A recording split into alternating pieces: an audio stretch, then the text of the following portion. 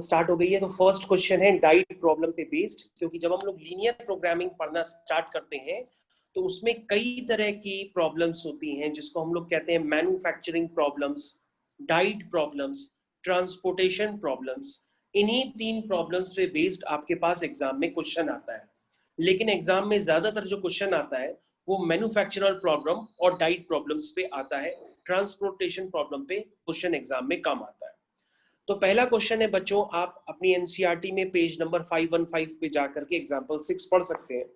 उसमें लिखा है a dietitian wishes to mix 2 types of foods in such a way that vitamin contents of the mixture contain at least 8 unit of vitamin A and 10 units of vitamin C.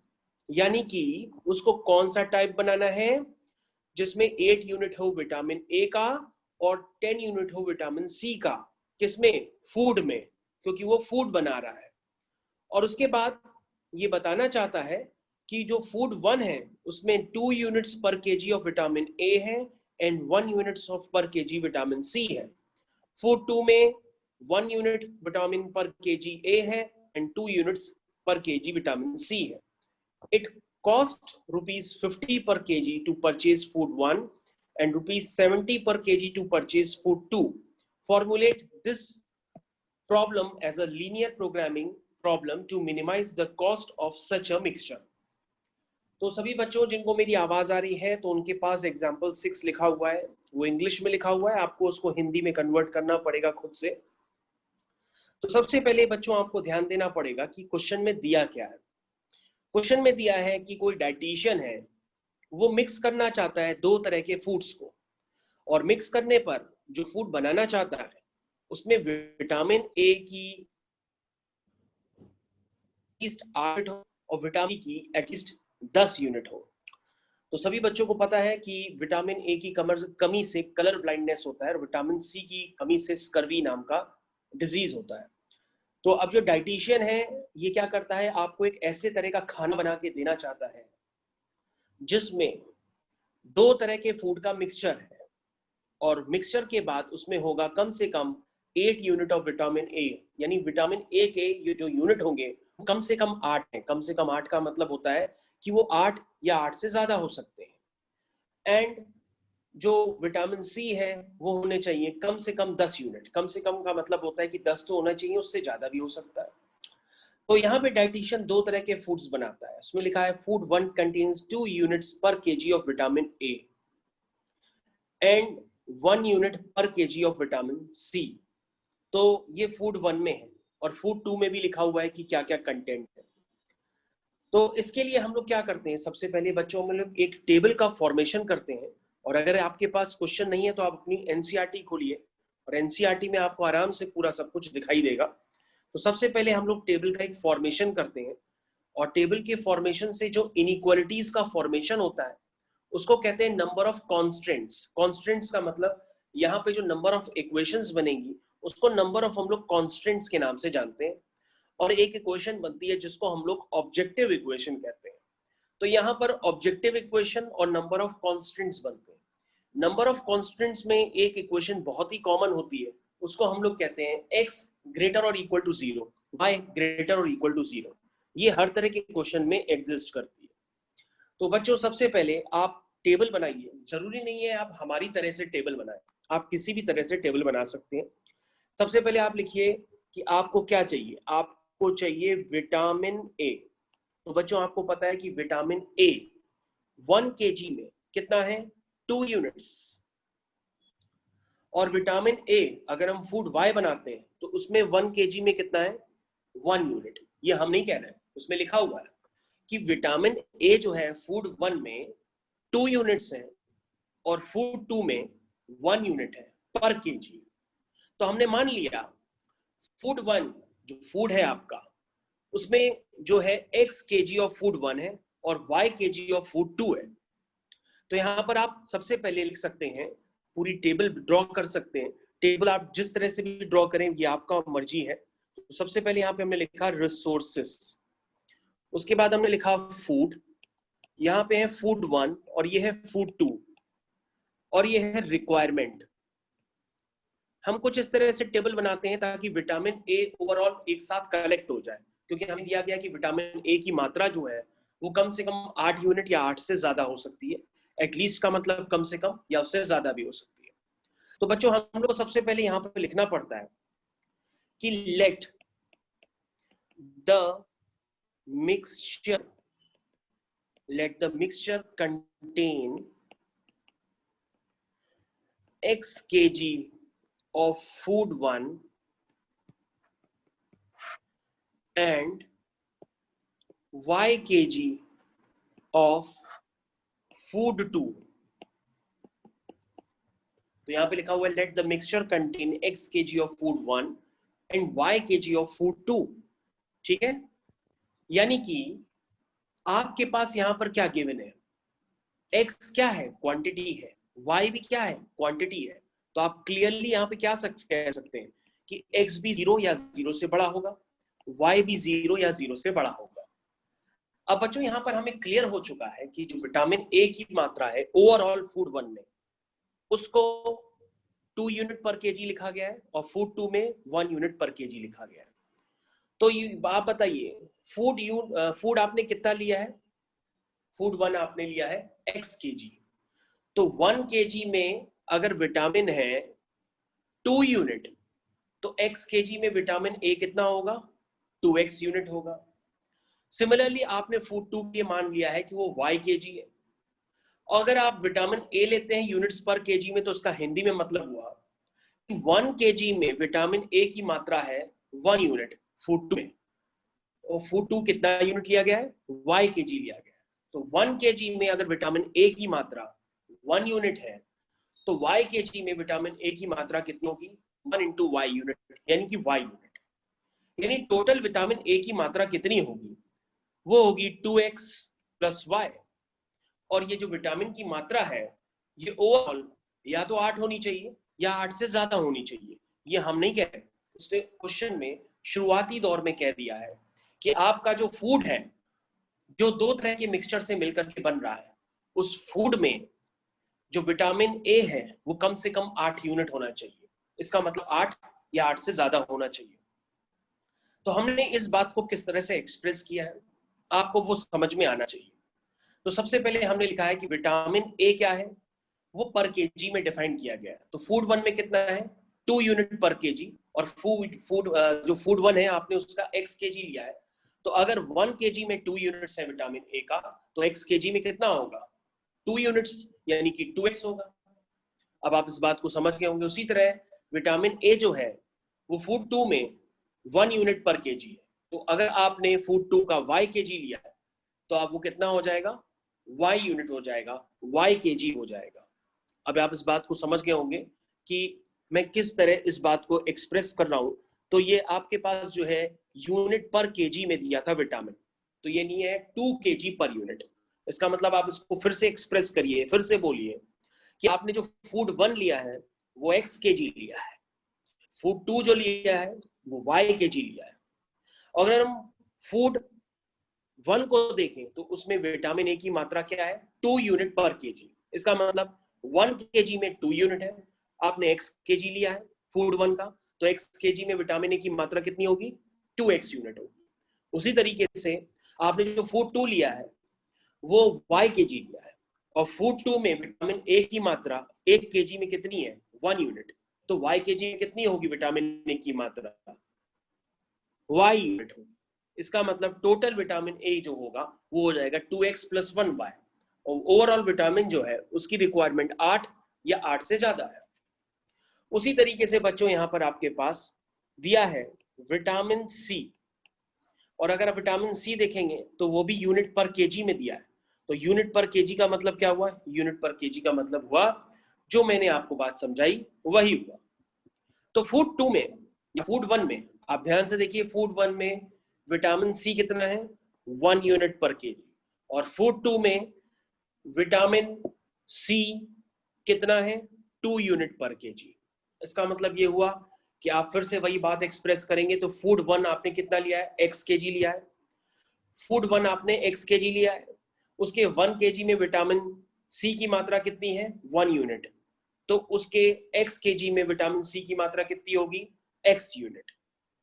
Plus food 2 के लिए बोलेंगे, food 2 जो आपने लिया है वो y kg लिया है, उसके 1 kg में विटामिन सी की मात्रा कितनी है, 2 यूनिट, तो y kg में कितनी होगी, 2y यूनिट होगी, ठीक है। और ये विटामिन सी जो है वो क्या होना चाहिए, कम से कम 10 होना चाहिए, इसका मतलब वो 10 या 10 से ज्यादा हो सकता है। तो बच्चों यहाँ पे आपके पास नंबर ऑफ कॉन्स्टेंट्स निकल करके आ गए हैं, इन्हीं को कहते हैं नंबर ऑफ कॉन्स्टेंट्स, मतलब नंबर ऑफ इक्वेशंस को हम लोग कहते हैं नंबर ऑफ कॉन्स्टेंट्स। और इसमें हर बार हर क्वेश्चन में एक्स और वाई जो होंगे वो केजी में रिप्रेजेंट किए जाते हैं, इसलिए एक्स और वाई क्या होते हैं, वो ऑलवेज 0 या 0 से बड़े होते हैं। इसका मतलब इस इनइक्वालिटी से जो भी रीजन आप शेड करेंगे वो सिर्फ और सिर्फ फर्स्ट क्वाड्रेंट में ही होता है। तो सबसे पहले बच्चों आपको इतना पार्ट समझ में आना चाहिए। अब हम लोग आगे बढ़ते हैं ऑब्जेक्टिव इक्वेशन में। ऑब्जेक्टिव इक्वेशन के लिए आगे हमारे पास डाटा दिया है कि इट कॉस्ट ₹50 पर केजी टू परचेज फूड 1। यदि हम फूड 1 को लेते हैं तो उसकी कॉस्टिंग है 50 पर केजी, यानी 1 केजी की कॉस्ट 50 रुपीज है, और तुमने फूड 1 कितना केजी लिया है, x केजी लिया है, तो उसकी कॉस्ट कितनी हो जाएगी, 50x हो जाएगी, 50x प्लस जो फूड 2 है उसकी 1 केजी की कॉस्ट 70 यूनिट है, और फूड 2 आपने y यूनिट्स लिया है, ठीक है ना। जो फूड 2 है वो 70 पर केजी की कॉस्टिंग है, और फूड 2 आपने कितना लिया है, y केजी लिया, तो 1 केजी की कॉस्टिंग 70 है, तो y केजी की कॉस्टिंग कितनी होगी, 70y। तो बच्चों ये आपकी बन गई ऑब्जेक्टिव इक्वेशन।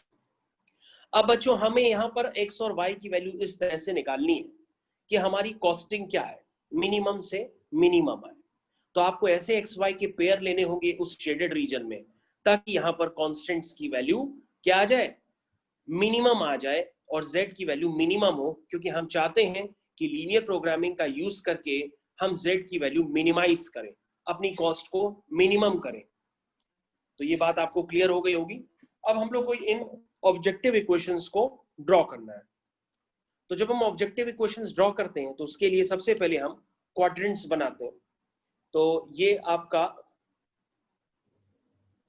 क्वाड्रेंट्स बन गए, तैयार हो गए, और जिसमें मैं हाईलाइट किया है बेसिकली फर्स्ट क्वाड्रेंट को, क्योंकि x पॉजिटिव y पॉजिटिव का मतलब होता है कि आप फर्स्ट क्वाड्रेंट में ही रहे। तो सबसे पहली इक्वेशन क्या है, 2x + y = 8। अगर मुझे इसको ड्रॉ करना है तो इसको ड्रॉ करने के लिए जब आप क्लास 9th में थे तो क्लास 9th में इस तरह की इक्वेशंस को ड्रॉ करना बताया जाता है। तो इस तरह की इक्वेशंस को ड्रॉ करने के लिए सबसे पहले आप क्या करेंगे, पॉइंट्स निकालेंगे। कैसे निकालेंगे, आप कहेंगे जब x 0 होगा या जब x 2 होगा, मान लीजिए 2 है, जब x 2 है तो y हो जाएगा 4, और जब y 0 होगा, जब y 0 होगा तो x क्या आ जाएगा, 4 आ जाएगा। तो इस तरह से आपने 2 पॉइंट्स निकाल लिए। उसी तरह से आपको दूसरी इक्वेशन दी है, वो दी है x + 2y = 10। इसके लिए भी आप 2 पॉइंट्स निकालिए। सबसे पहले ये सब छोटी क्लासेस में सिखाया जाता था, तो ये बहुत ही छोटी क्लासेस का काम है। अब आप क्या करिए, यहाँ पे फिर से लिख दीजिए x और y, और जल्दी से मेरे को पॉइंट बताइए क्या पॉइंट्स आ रहे हैं।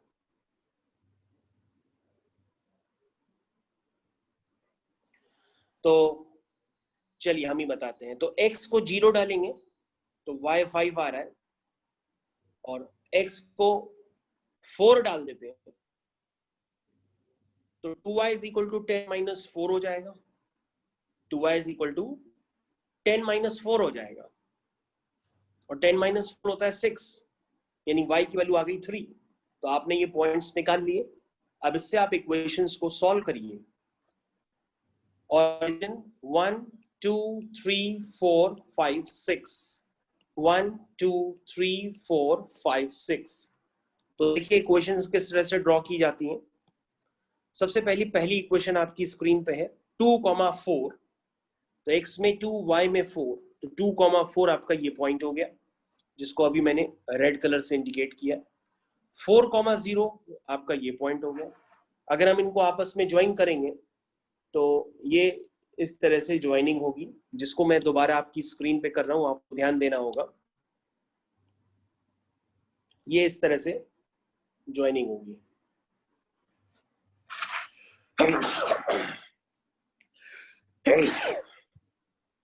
तो सभी को ये क्लियर हो गया होगा कि पहली इक्वेशन मैंने किस तरह से ड्रॉ की। इक्वेशन ड्रॉ करने के बाद आप उस इक्वेशन को लिख दीजिए 2x + y = 8। फिर सेकेंड इक्वेशन है x + 2y = 10। इसके भी पॉइंट दिए हैं 0,5 और दूसरा पॉइंट है 4,3, x में 4 y में 3। अगर हम इनको आपस में ज्वाइन करेंगे तो हमारा दूसरा ग्राफ बन जाएगा। तो ये दोनों पॉइंट्स आपको क्लियर होने चाहिए। तो अगर आपको पॉइंट्स क्लियर हो गए हैं तो आगे का काम आपके लिए बहुत ही आसान है। अब आपको रीजन शेड करना है। रीजन शेड करने का तरीका देखिए। सबसे पहले रीजन शेड करने के लिए हम पहली वाली इक्वेशन को चेक करते हैं। पहली वाली इक्वेशन आपकी क्या है? ये है 2x + y ≥ 8। इसमें 0,0 डालो। जब 0,0 डालोगे तो आ जाएगा 0 > 8। और चेक करो 0,0 डालने पे क्या ये ट्रू है? तुम कहोगे नहीं सर ये फॉल्स है, 0 कभी बड़ा नहीं होता, ये फॉल्स है।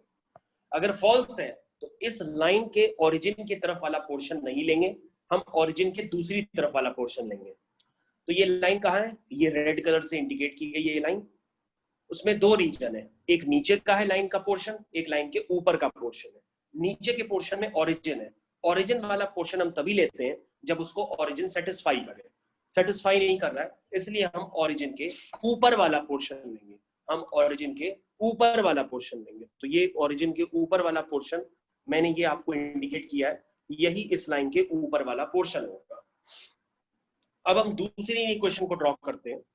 दूसरी इक्वेशन हम ग्रीन कलर से पहले ही मार्क कर चुके हैं। उसमें बस आप इक्वेशन का नाम लिख लीजिए, वो है x + 2y = 10। अब आप इसमें ओरिजिन डालिए। जैसे ही आप बच्चों आप इसमें ओरिजिन डालेंगे तो आपको क्लियर कट यहाँ पर समझ में आएगा कि आ जाएगा 0 > 10। तो क्या ये ट्रू है? तो आपको कि सर ये फॉल्स है। तो उसका मतलब ग्रीन कलर जो वाली लाइन है उसमें दो रीजन है, एक नीचे की तरफ एक ऊपर की तरफ। अगर ओरिजिन सेटिस्फाई करता है तो नीचे की तरफ लेते, सेटिस्फाई नहीं कर रहा है तो हम ऊपर की तरफ ले चलेंगे। तो ऊपर की तरफ वाला रीजन आपका ये वाला होगा, ये वाला। इसका मतलब रेड लाइन के भी हमें ऊपर रहना है और ग्रीन लाइन के भी हमें ऊपर रहना है। तो उसका मतलब आपका जो कॉमन रीजन हुआ वो मैं आपके सामने इंडिकेट कर रहा हूं, मार्क कर रहा हूं, उसको आपको ध्यान देना होगा। ये आपका कॉमन रीजन है जिसको मैं मार्क कर रहा हूं। रेड के भी ऊपर रहना है और ग्रीन के भी ऊपर रहना है। इसका मतलब कॉमन रीजन है वो ये है जो मैं आपके सामने ऑरेंज कलर कर रहा हूं। This is your orange colour जो है जिसको मैं शेड कर रहा हूं, यही आपका कॉमन रीजन होगा इन इनइक्वालिटीज का। और आपको फर्स्ट क्वाड्रेंट में रहना है, फर्स्ट क्वाड्रेंट के अलावा कहीं नहीं जाना होता है, क्योंकि यहाँ पे x भी पॉजिटिव है, y भी पॉजिटिव है, इसलिए आपको ध्यान देना होगा यहाँ पे। तो अब आप समझ गए होंगे कि मैं आपको किस तरह से इनइक्वालिटीज ड्रॉ करना बताया, क्योंकि ये 6 मार्क्स का क्वेश्चन होता है बोर्ड्स में। उसको करने के लिए आपको ध्यान देना पड़ेगा कि सबसे पहले आप कॉन्स्टेंट्स बनाएं, ऑब्जेक्टिव इक्वेशन बनाएं, और ऑब्जेक्टिव इक्वेशन बनाने के बाद इनइक्वालिटीज को आपको ड्रॉ करने आता हो, और ड्रॉ करने के बाद उसको आप शेड करिए। शेड करने के बाद अब आप ऑब्जेक्टिव इक्वेशन का मतलब निकालिए कि उसका क्या मतलब है। तो आपको यहाँ पे क्लियर कट नजर आएगा कि जो भी शेडेड रीजन है उस शेडेड रीजन में कितने पॉइंट्स आ रहे हैं वो आपको मार्क करने हैं। उस शेडेड रीजन में जो भी पॉइंट्स है मैं उनको मार्क करने जा रहा हूं, जरा वो आप ध्यान से देखिएगा। वो पॉइंट है आपका, एक ये वाला मैं ब्लैक कलर से मार्क कर रहा हूं, एक ये पॉइंट है, जितने भी शार्प पॉइंट आए एक ये पॉइंट है, एक ये पॉइंट है। ये दो ही पॉइंट्स है शेडेड रीजन में जो आपको कॉर्नर्स पे मिल रहे हैं। जितने भी शार्प कॉर्नर्स पे जो भी पॉइंट्स आएंगे वही पॉइंट्स हम लोग को लेने होते हैं। तो इतने पॉइंट्स हैं। और ये जब लाइन आगे जाके इंटरसेक्ट करेगी, ये लाइन जब आगे जाके इंटरसेक्ट करेगी आगे जाके, तो वहां पे भी एक आपको पॉइंट मिलेगा। तो अगर मैं आपको इंटरसेक्ट करता हुआ दिखाऊं तो मैं हालांकि इंटरसेक्ट कर नहीं पाऊंगा, जगह कम है, लेकिन ये इंटरसेक्ट इस तरह से आगे जाके करेगी, आगे जाके ये इंटरसेक्ट करेगी एक्स एक्सिस पे। जब ये लाइन आगे जाके एक्स एक्सिस पे इंटरसेक्ट करेगी तो वहां पे भी आपका शेडेड पोर्शन वहां भी है, शेडेड पोर्शन आपका वहां भी होगा, ठीक है, शेडेड पोर्शन आपका वहां भी होगा। तो यहां पर जो शेडेड रीजन में जितने भी पॉइंट्स आते हैं उन सारे पॉइंट्स को हमें कंसिडर करना होता है।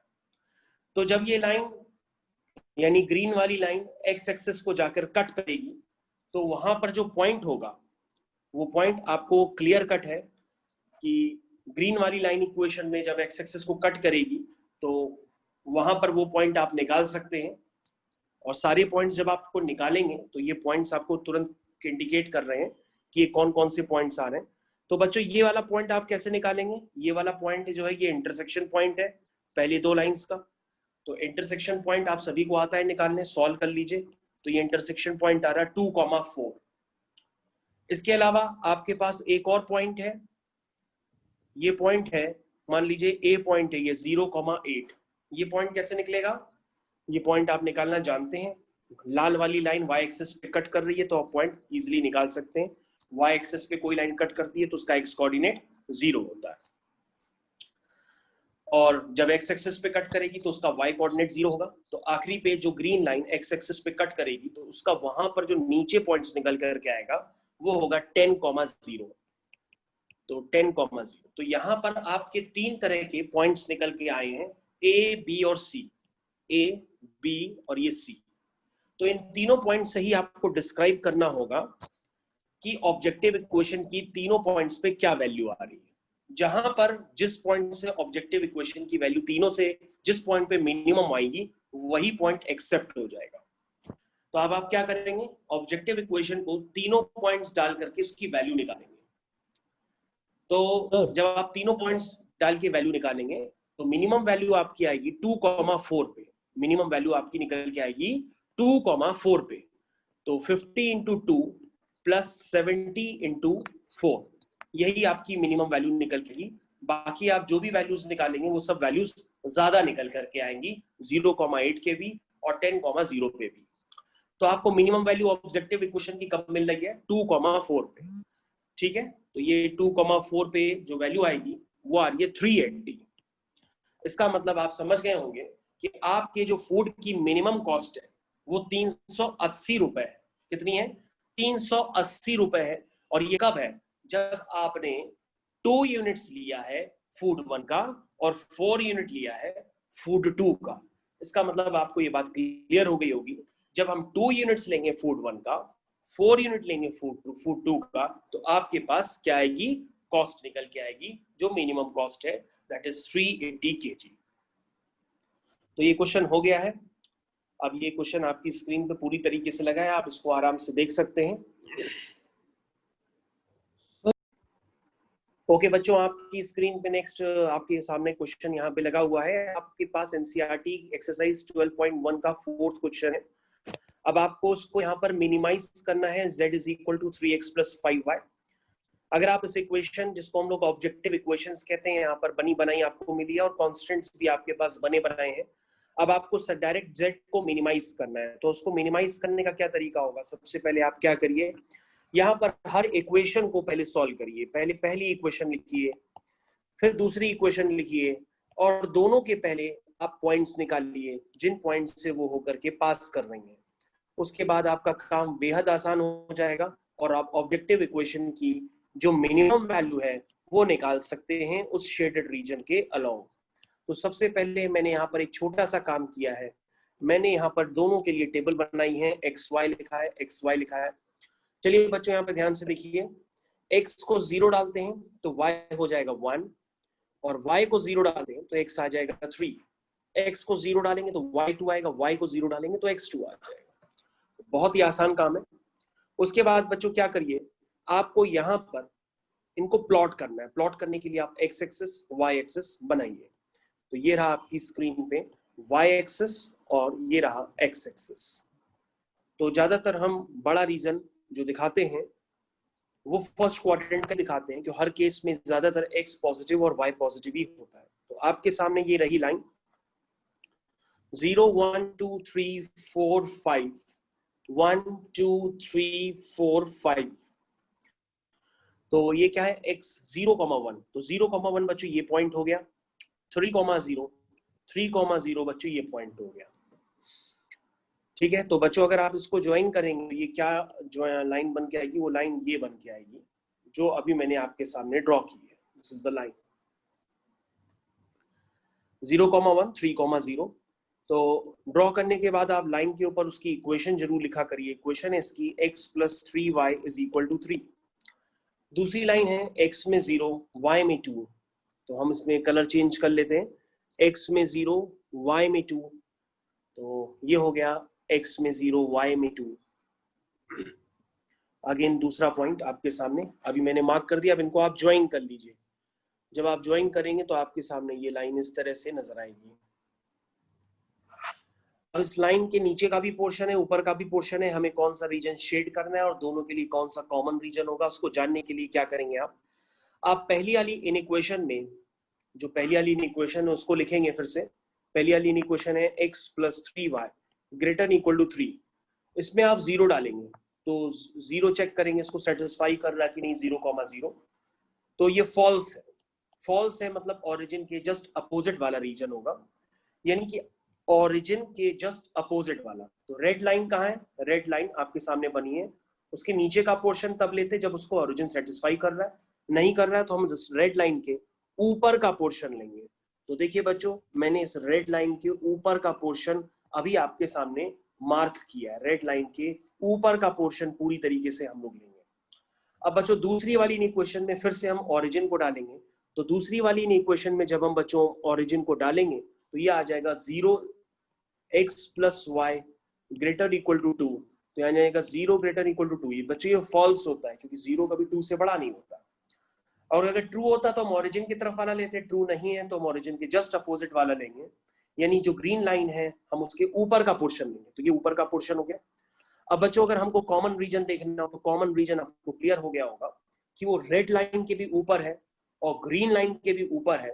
तो यानी जो आपका कॉमन रीजन है वो आपको क्लियर होना चाहिए कि आपका कॉमन रीजन कहाँ है। तो बच्चों आपका कॉमन रीजन आपकी स्क्रीन पे ये मैं शेड कर रहा हूँ, this is your common region, जो रेड के भी ऊपर हो और ग्रीन के भी ऊपर हो, यानी ये आपका बच्चों कॉमन रीजन है जिसको मैं मार्क कर रहा हूँ। और बच्चों आपको ये भी ध्यान रखना होगा कि इस हर इक्वेशन में इक्वल का भी साइन होता है, मतलब इक्वालिटी भी लगी रहती है, इसलिए जो भी लाइंस होती है उन लाइंस को भी हम क्वेश्चन में इंक्लूड करते हैं। जो लाइंस होती हैं उसको भी हम इन क्वेश्चंस में इंक्लूड करते हैं। इसका मतलब इसके पहले वाले क्वेश्चंस में भी जो लाइंस थी वो भी इंक्लूडेड थी वहां पे, क्योंकि वहां पे हर क्वेश्चन में इक्वालिटी का साइन था। तो बच्चों ये आपका शेडेड रीजन हो गया जो कॉमन है दोनों के लिए, दोनों इनइक्वालिटीज के लिए। जो कॉमन रीजन है वो आपके सामने शेडेड रीजन मैंने मार्क कर दिया है, this is the shaded region. अब बच्चों आपको करना यहाँ होगा, यहाँ पे जितने भी शार्प पॉइंट आ रहे हैं, जितने भी पॉइंट्स आ रहे हैं, उसमें आपको देखना होगा कि कौन कौन से पॉइंट्स आ रहे हैं जिनको हम ले सकते हैं। और उससे पहले आप जरूर से जरूर लाइंस को भी मार्क कर दीजिएगा, लाइंस को भी आप डार्क कर दीजिएगा, वही आपका आंसर माना जाएगा। तो बच्चों देखिए मैं लाइंस को भी आपके सामने मार्क कर रहा हूँ। ये देखिए लाइंस को मैंने मार्क करना चालू कर दिया है, क्योंकि लाइंस भी इंक्लूडेड है, मैंने उनका कलर डार्क कर दिया है। तो ये जो भी लाइंस आ रही हैं, क्योंकि x = 0 भी इंक्लूडेड है, y = 0 भी इंक्लूडेड है, ये जितनी भी लाइंस हैं ये सब इंक्लूडेड है बच्चों, इसलिए मैंने इस तरह से किया है। तो बच्चों आप देख सकते हैं किस तरह से ये क्वेश्चन हुआ है। अब बच्चों आप कहेंगे कि इसमें सर क्लियर, बहुत क्लियर विजन है कि जो कॉमन पॉइंट्स है वो साफ साफ दिखाई दे रहे हैं। तो सर जो कॉमन पॉइंट्स हैं उनके लिए एक नया कलर हम दिखा रहे हैं। ये देखिए ये ब्लू कलर, ये पॉइंट है A, ये दूसरा कलर ये पॉइंट है B, और ये तीसरा कलर ये पॉइंट है C। तो जहां पे मैंने A B C लिखा है यही पॉइंट्स है जहां पर आपको Z की वैल्यू निकालनी पड़ेगी। तो ये जो पॉइंट है, एक पॉइंट A वाला तो क्लियर है, ये पॉइंट है 0,2, ये पॉइंट A वाला क्लियर है, दिस इज 0,2। और जो C वाला पॉइंट है वो भी क्लियर है, वो है 3,0, है वो 3,0। तो मैं 3,0 लिख देता हूं, दिस इज 3,0। और अब मैंने वो वाला कलर हटा दिया है क्योंकि वरना आपको कंफ्यूजन बहुत होगा। तो आपके पास जो कलर है उसको ज्यादा कलर करेंगे तो एग्जाम में कंफ्यूजन होगा, इसलिए इतना बेहतरीन कलर ना करके अगर आप सिर्फ इस तरह से भी दिखा देंगे लाइंस तो इसका मतलब वो क्लियर हो जाता है कि कॉमन रीजन कौन सा है, कॉमन रीजन कौन सा है वो क्लियर हो जाता है। This is your common region. तो आपके पास कौन से पॉइंट है, ए सी पता पड़ गया, बी आपको निकालना पड़ेगा। बी के निकालने के लिए आप दो इक्वेशंस को सॉल्व करेंगे तभी आपको इनका इंटरसेक्शन पॉइंट पता पड़ेगा। लेकिन अगर आपको दो इक्वेशंस भी सॉल्व करने नहीं आती हैं तो आप उसको देख लीजिए किस तरह से सॉल्व किया जाता है। x plus 3y is equal to 3, ये पहली इक्वेशन हो गई। और दूसरी इक्वेशन है x plus y is equal to 2। इन दोनों को सॉल्व करने के लिए हम साइमल्टेनियसली सॉल्व करते हैं। तो ये हो जाएगा 2y is equal to 1, that means y is equal to half. और y की वैल्यू हम हाफ जो है किसी भी इजी इक्वेशन में डाल देते हैं तो हमारे पास x आ जाएगा 2 minus half, that is 4 minus 1, that is 3/2। तो आपके पास x भी आ गया, y भी आ गया। तो b पॉइंट आपको क्लियर कट अब नजर आ रहा है, वो है 3/2, 1/2। अब आपको बच्चों करना क्या होगा, आपको अपने z की वैल्यू निकालनी है तीनों पॉइंट्स पे। और आपका z क्या डिफाइन किया गया है, z है आपका 3x plus 5y, 3x plus 5y। तो अब आप क्या करेंगे, अपना जो z लिखा हुआ है 3x प्लस 5y उसकी वैल्यू निकालेंगे इन तीनों पॉइंट्स पे। तो सबसे पहले आप z की वैल्यू निकालेंगे 0,2 पे, तो ये आएगा 3 इंटू 0, 5 इंटू 2, दैट मीन्स 10। फिर z की वैल्यू निकालेंगे 3,0 पे, दैट इज 3 इंटू 3 9, 5 इंटू 0 0। फिर z की वैल्यू निकालेंगे 3/2, 1/2 पे, तो ये हो जाएगा 3 इंटू 3/2 प्लस 5 इंटू 1/2। इसको जब आप सॉल्व करेंगे तो ये वैल्यू निकल के आएगी 9/2 प्लस 5/2, और 9 और 5 कितना होता है 14, तो यानी कि 14/2, दैट मीन्स ये वैल्यू निकल के आ रही है 7।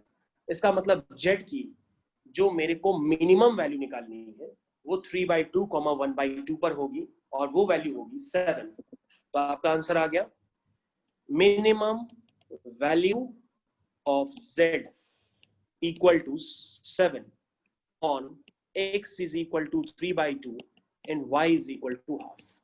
तो इस तरह से इन इक्वेशंस को सॉल्व करते हैं।